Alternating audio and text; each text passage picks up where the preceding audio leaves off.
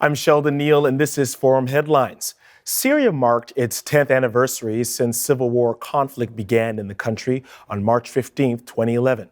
According to UN Secretary General Antonio Guterres, half the children in the country have never lived a day without war. He says 60% of Syrians are at risk of going hungry. Syrian President Bashar al-Assad's forces control much of the country. Insurgents control an area in Syria's northwest that is home to over 3 million people, many internally displaced.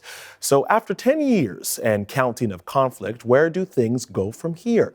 Well, here to help us unpack it all is Balkan Devlin, Senior Fellow at the Macdonald-Laurier Institute. Welcome to Forum Headlines. Thanks for having me, Sheldon. It's a pleasure to be here.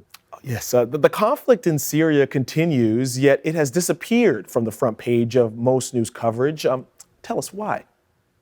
A lot of it is fatigue, to be honest. When we have conflicts going all around the world, they tend to dominate for a while, and then something else shows up, such as the COVID-19 pandemic, and everybody's attention switches to that. So that's one reason.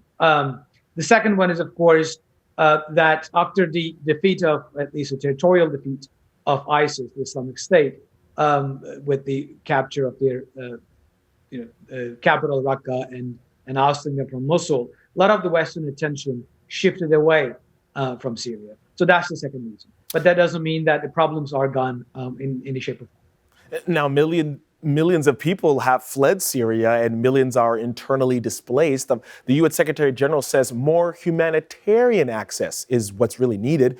What does a solid strategy for sustained humanitarian access look like? It would require most of the parties involved on the ground to come to an agreement, and that's a hard thing to do. As you have mentioned in the beginning of the program, most of the area is controlled by the Syrian regime, and then there are pockets of opposition-controlled areas, as well as areas in which ISIS seems to be resurgent. So there's a bunch of different actors that are under control. And external actors, such as Russia, Iran, Turkey, as well as the anti-ISIS coalition, is also involved both militarily and politically on the ground. So you have 10, 12, 15 actors being involved. And to have a humanitarian corridor and support, you need some level of coordination between them. Particularly the pocket of resistance or opposition control in the northwest, in Idlib, is particularly under stress and under threat. And having access there would require coordination between Turkey, Syria, Russia, and the UN. Now, that's a tough thing to pull for. Now, when you talk about under stress, I mean, UNICEF says civil war has killed or wounded almost 12,000 children and left millions out of school, and what could be repercussions for years to come and lead to that. What might these repercussions look like? Can you frame that for us a little bit? Sure. I think there are two basic repercussions for this. One, the humanitarian concerns. This is a lost generation, unfortunately, for Syria. 12,000 is probably on the lower side of the estimates of people, children killed. We stopped counting after 400,000 people killed in Syria. We don't actually know the exact numbers because UN actually stopped counting after the 400,000 mark.